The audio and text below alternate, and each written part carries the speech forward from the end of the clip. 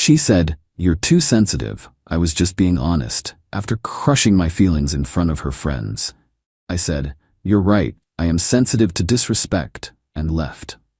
2 hours later, she called me 20 times asking why her cards are not working. I, 27 male, was sitting at brunch with my girlfriend Tessa, 26, and her friends when she decided to publicly humiliate me. We'd been together for 3 years, living together for 1. It started innocently enough.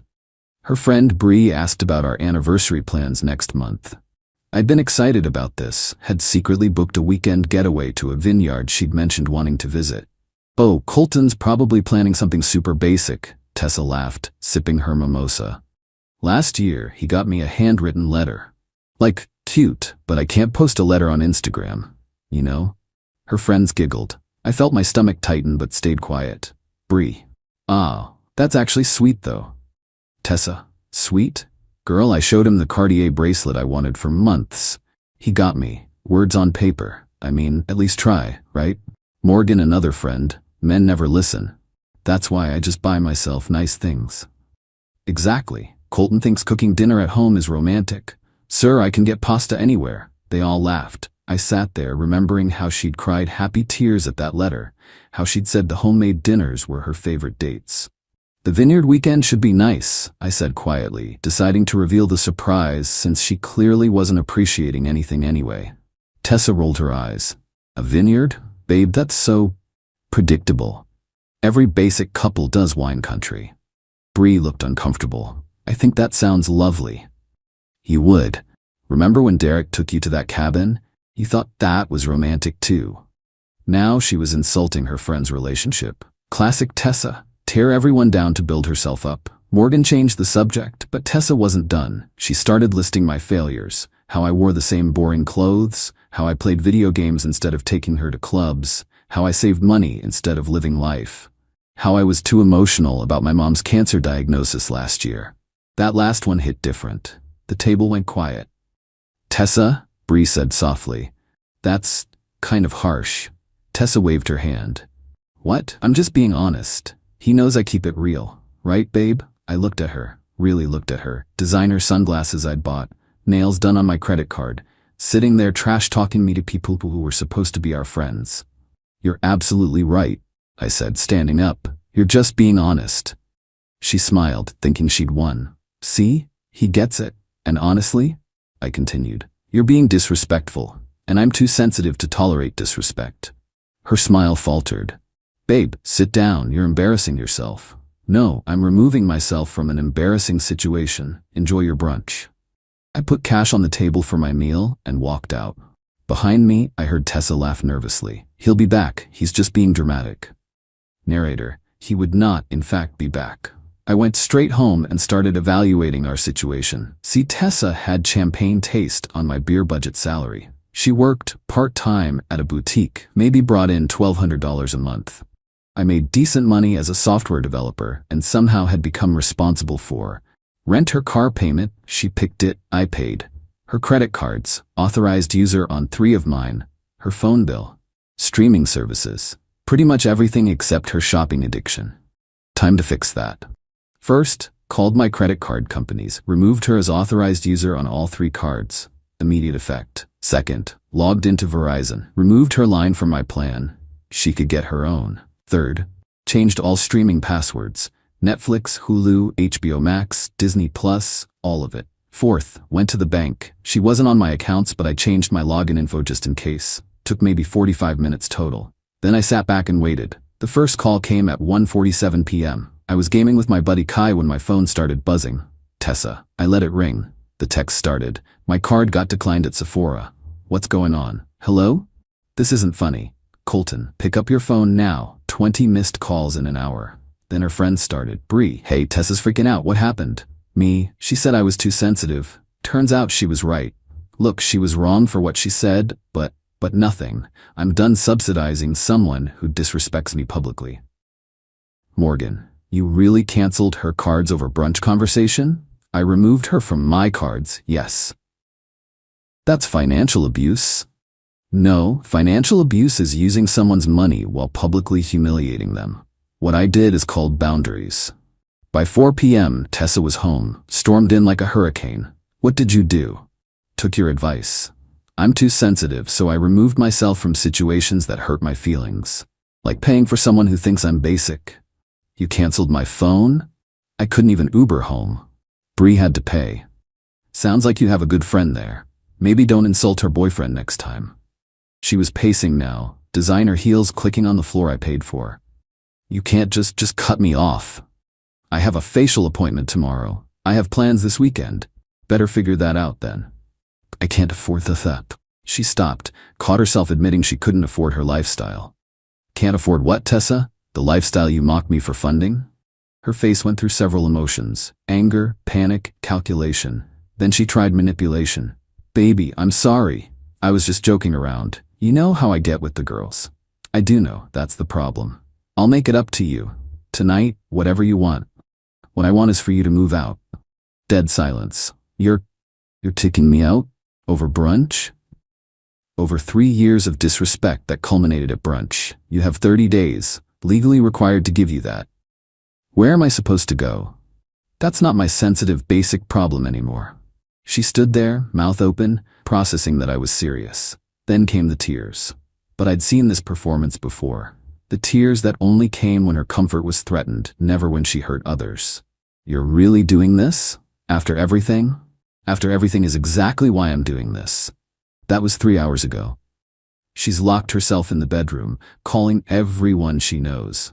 I can hear her spinning the story. I'm abusive, controlling, manipulative. Cut her off for no reason.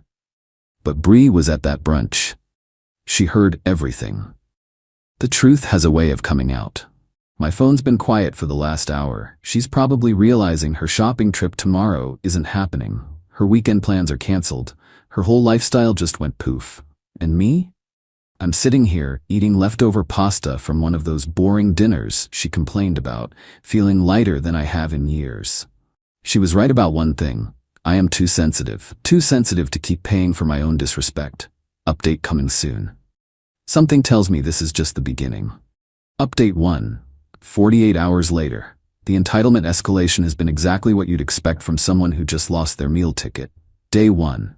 The reality check. The morning after, Tessa emerged from the bedroom dressed for work. Designer outfit, full face of makeup. Acted like nothing happened. I need gas money, she said, not looking at me. No. How am I supposed to get to work? The same way everyone else without a sugar daddy does. Figure it out. She slammed the door so hard the pictures shook. 20 minutes later, text started. Car won't start. Battery dead, I need AAA. Except I knew something she'd forgotten. I'd been paying for the AAA membership too. Canceled that along with everything else. Can't help you. Are you serious right now? She missed her shift. Her manager Diane called me. I was still her emergency contact. Told her Tessa no longer lived here and to please update their records. By that evening, Tessa went full victim mode on Instagram. Posted a series of stories. When you realize you were dating a narcissist. Financial abuse is real, ladies. Starting over from nothing, but at least I'm free. The comments were mixed. Her shallow friends bought it. But remember Bree? She'd apparently had enough. Bree commented, "Girl, you literally humiliated him at brunch for buying you handwritten letters instead of Cartier. This ain't it." Tessa deleted the comment. Bree posted her own story. When people rewrite history and you were literally there, with the eye roll emoji. The group chat imploded. Screenshots started surfacing. Turns out I wasn't Tessa's first victim. Her ex, Nathan, had gone through the same thing. Bree's boyfriend, Derek, reached out to me. "Bro, Nathan wants your number, says he's been waiting 3 years to watch karma catch up." The family intervention. Day 2, Tessa's mom, Paula, called me. We'd always been cool. "Colton, honey, what's going on? Tessa says you've gone crazy." "Did she tell you what happened at brunch?" "She said she made a little joke and you overreacted." I sent Paula screenshots of Tessa's greatest hits from our text history. Calling my promotion cute but asking when I'd make real money. Saying my dad's truck driver job was embarrassing. Complaining that my birthday gift to her was only $500. Paula was quiet for a long moment. I didn't raise her to be this way. I know Paula. She's always been materialistic, but this is cruel. That's why I'm done. Paula sighed. I understand. I'll talk to her about coming home. Tessa panicked about the 30-day notice and started hunting for roommates on Facebook. Posted in every group. Urgent. Professional female seeking roommate in upscale area. Must be clean, quiet, and respectful. No drama. The responses were hilarious. What's your budget? Negotiable, aka broke. Do you have first, last / deposit? Payment plans available? Definitely broke.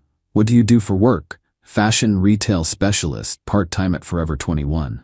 Someone recognized her from her financial abuse posts and commented, "Didn't you just post about starting over from nothing? How you gonna pay rent?" Post deleted within minutes. This is where it gets wild. By evening of day 2, Tessa was already soft-launching a new relationship. Posted a mysterious man's hand holding a coffee cup. Sometimes angels come when you need them most.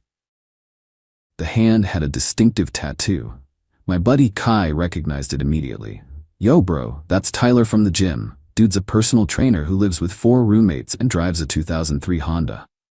She went from software developer to struggling personal trainer in 48 hours. The math wasn't mathing. Here's what Tessa didn't realize. I'd been building her credit for 2 years. She was an authorized user on my cards, never missed a payment because I handled everything. Her score was decent purely because of me. She applied for her own credit card, denied. Applied for a phone plan, needed a $400 deposit she didn't have. Tried to finance a laptop, denied. Welcome to the real world where credit scores matter and Instagram followers don't pay bills.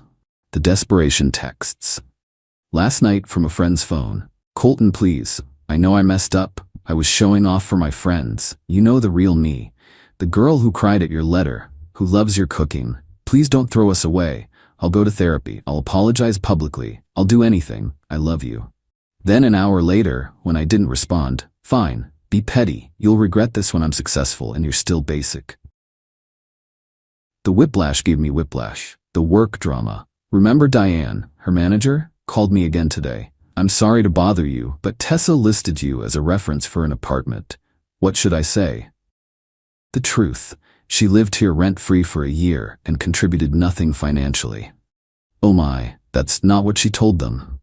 What did she tell them? That she paid half of everything and you're withholding her deposit. There's no deposit to withhold. She never paid rent. Diane paused. Colton, between us? She's about to be let go anyway. Keeps taking product home without paying. Thought you should know since she used you as a reference. The universe really said, let's speedrun karma with this one. Current status, still posting about her glow-up journey despite being homeless in 28 days. Lost her job, found out this morning. Gym trainer Tyler already ghosting her. Kai has the tea. Parents offered to let her move home if she gets therapy. Bree started a group chat without her called Recovery from Tessa. Meanwhile, I saved $2,400 this month alone from not funding her lifestyle. Actually enjoyed cooking dinner without criticism. Slept better than I have in years. Cancelled the Vineyard weekend and booked a boys' trip instead. Plot twist. The Vineyard called to confirm my cancellation and mentioned they were sorry to hear the proposal package wouldn't be needed. Yeah, I'd been planning to propose. Had bought the ring and everything. Thank God for that brunch. The ring return appointment is tomorrow. Can't wait to get that $8,000 back. More updates coming. Tessa just discovered she needs rental history to get her own place. Update 2, 1 week later. The spiral downward hit terminal velocity this week. When reality hit that she couldn't just charm her way into another free ride, Tessa's true colors went from red flags to full emergency sirens. Went to return the engagement ring. The jeweler Harold remembered me from my multiple visits planning the perfect ring to Tessa's exact specifications. Cold feet? He asked sympathetically. More like dodged a bullet. She publicly humiliated me for not buying her expensive enough gifts. Harold's face changed. Wait, is this the same young lady who came in last month asking about upgrades to a ring she hadn't seen yet? My blood went cold. What? He pulled up their visitor log. Tessa had come in with Morgan, pointed out my holds, and asked about replacing the 1.5 carat center stone with something more substantial. She'd actually priced out changing my proposal ring before I'd even proposed. Harold, I wondered why she was so familiar with a ring that hadn't been purchased. Now it makes sense. He processed my full refund and threw in a bottle of champagne. For dodging that bullet, son? Tessa's firing became official. Diane called to warn me. She's telling people you got her fired by sabotaging her. Just wanted you to know she's making threats about suing you. For what? Defamation, interference with employment, emotional distress. She's got a whole list. Based on nothing, but she's convinced some online lawyer to send scary letters. Sure enough, got an email from legaleagle788@gmail.com demanding $50,000 in damages or they'd pursue all available legal options. I forwarded it to my cousin who's an actual lawyer. His response: LMAO, this is written in Comic Sans. No legitimate lawyer uses Gmail. Also, demanding money via email is borderline extortion. Want me to respond? Yes I did. Tessa started apartment hunting in earnest. Problem: she needed proof of income, just lost her job, rental history, none, and references. Burned all bridges. She convinced Tyler the trainer to go to viewings with her, pretending they were a couple. I know because Tyler's roommate James works with me. James? Bro, your ex is insane. She told the landlord that Tyler makes 6 figures as a trainer. He makes like $30. She also said she's a fashion executive between positions. The landlord Googled her on the spot and found her Instagram saying she's a victim of financial abuse. They got rejected from 6 places in 3 days. Paula called again, this time with Tessa's dad, Robert, on speaker. Son, we need to talk about Tessa. I'm listening. She's telling everyone you're abusive. We know that's not true, but she's our daughter. What he's trying to say is, we'll pay you to take her back. I nearly choked. Excuse me? She can't come home. Last time she lived with us, she maxed out my Macy's card and sold Robert's golf clubs while we were on vacation. We can't do that again. We'll pay her portion of rent directly to you, $1,000 a month. Just let her move back in. You want to pay me to date your daughter? Paula, we want to pay you to house her while she gets therapy, please. No amount of money is worth my self-respect. I'm sorry. Robert sighed. Can't blame you for trying, honey. The boy's got sense. Desperate times, desperate measures. Tessa joined a sugar baby website. Bree screenshot it and sent it to the recovery group chat.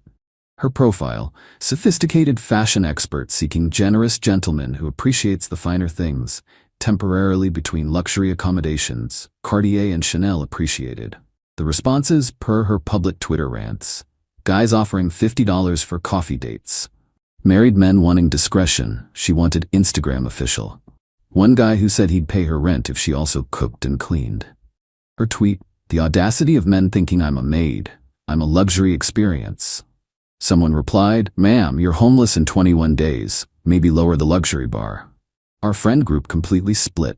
Team Tessa consisted of Morgan, and that's it. Even the shallow friends could see through her act. Team Reality included Bree, president of the recovery chat, Derek, Bree's boyfriend, who Tessa insulted, Kai, my gaming buddy, James, Tyler's roommate, Nathan, her ex who warned me years ago, even Diane from her work.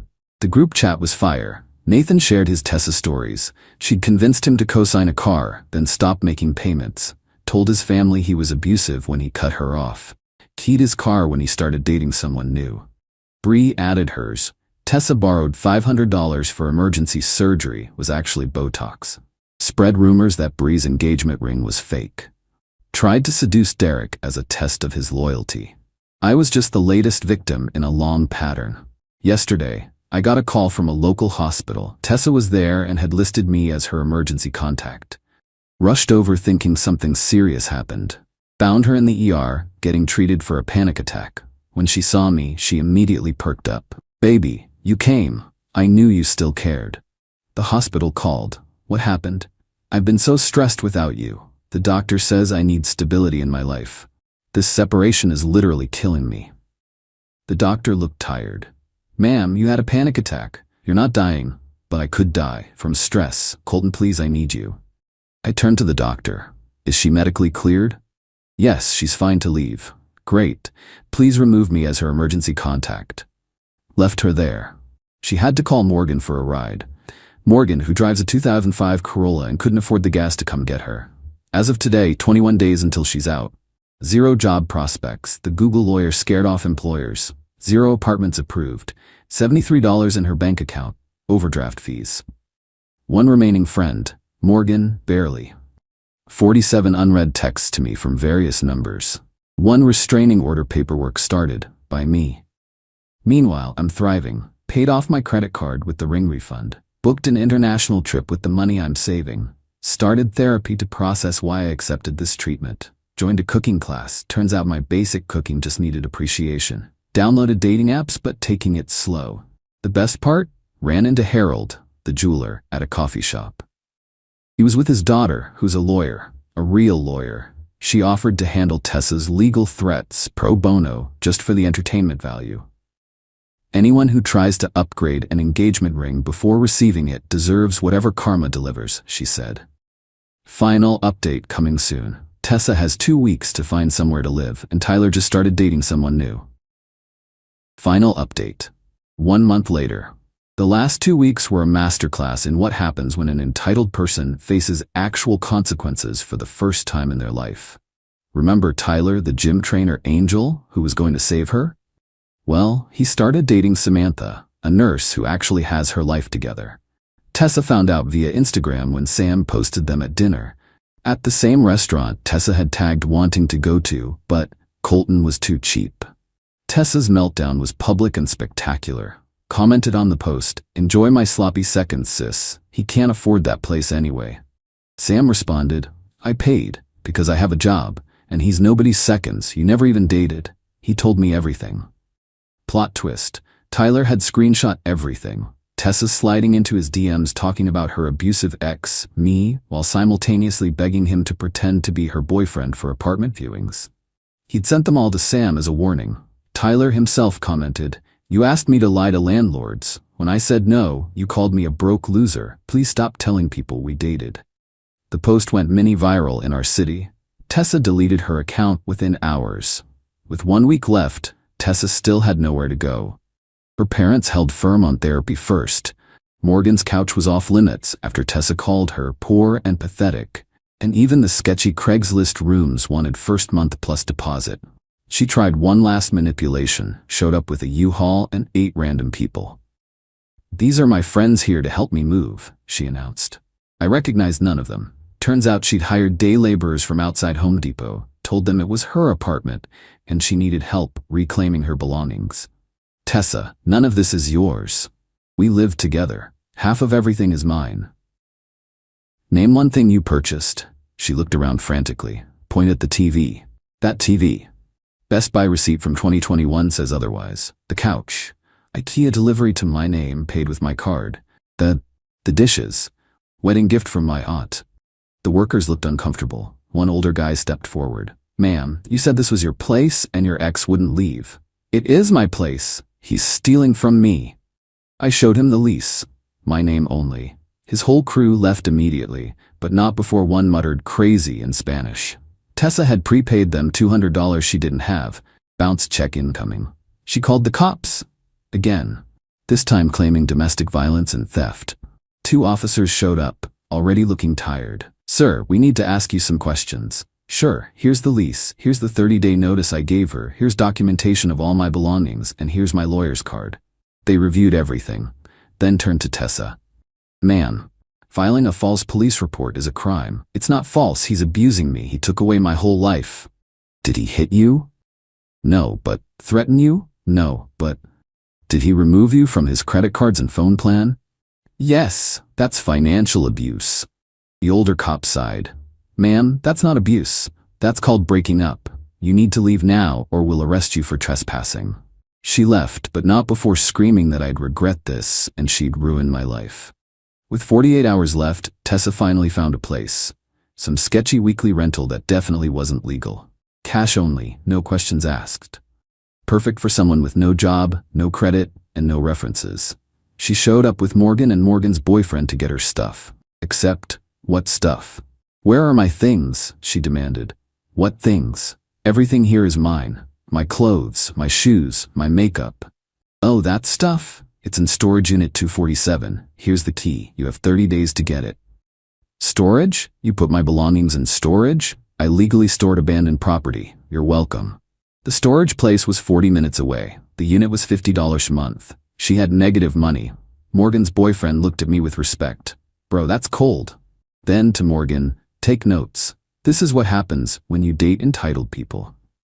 Morgan dumped him on the spot. Tessa now had no ride to the storage unit, created a new Instagram just to post one last shot at me. A long caption about narcissistic exes and surviving abuse with a selfie in her new room. Eagle-eyed followers noticed. Mattress on the floor, water stains on the ceiling, bars on the windows, what looked suspiciously like roaches in the background. Comments were brutal, from penthouse to trap house. This what happens when you fumble a software developer. Shoulda appreciated those handwritten letters. But the killing blow came from Nathan, her ex before me. Fun fact, she did this exact same thing to me 3 years ago.